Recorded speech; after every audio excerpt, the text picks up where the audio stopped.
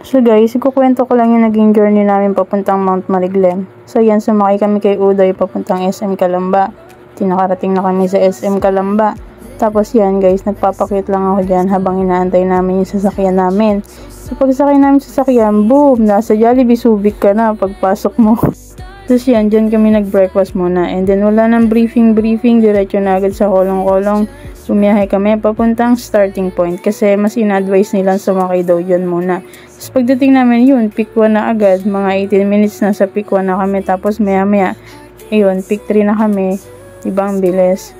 Tapos yan, dyan sa part na yan, sobrang saya ko kasi konti na lang summit na kami. So yun na nga. Tapos yun, kung mapapansin nyo yung bag ko dala-dala ni kuya. Kasi sabi niya, sino daw gusto magpadala ng bag? Eh guys, kapag namumundok kayo, tapos nag-offer ng ganun yung tour guide, yan yung pinaka-offer na wag mong palalagpasin. So, pinadala ko sa kanya yung bag ko kasi pagod na ako eh. Tapos yun na nga dyan, nagmamaganda lang ako kasi ang ganda ng likod ko dyan.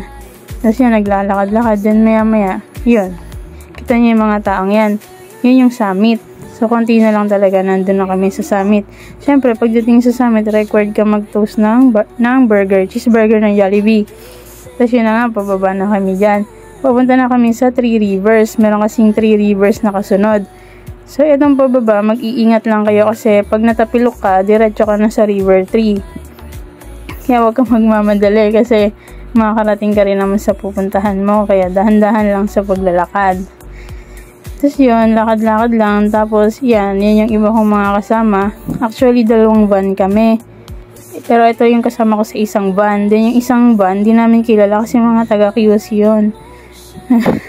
Tapos yun na nga, yan. Next naman is yun yung River 1. Tamang tampisaw lang ang mga tita na hindi alam ba't anong ginagawa sa buhay nila, ba't nagpapakapagod. Yun nga, ganyan-ganyan lang kami tatampisaw. Tapos yun, naglalakad na kami papuntang River 2. Medyo inulan kami dyan. Kaya nakapag-decide na lang kami na sumaglit lang sa River 2 and then sa River 3. Tapos yun na nga, sumakay ulit kami ng kolong-kolong kasi pabalik na kami nung pinaka-jump off kasi magpapalit na kami ng damit.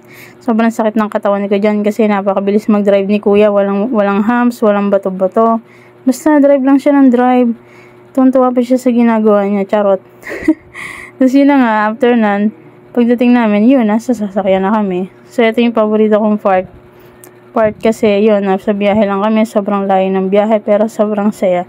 Tapos yun guys, yun lang. Paki-heart na lang. Ganda ka, diba? Thanks.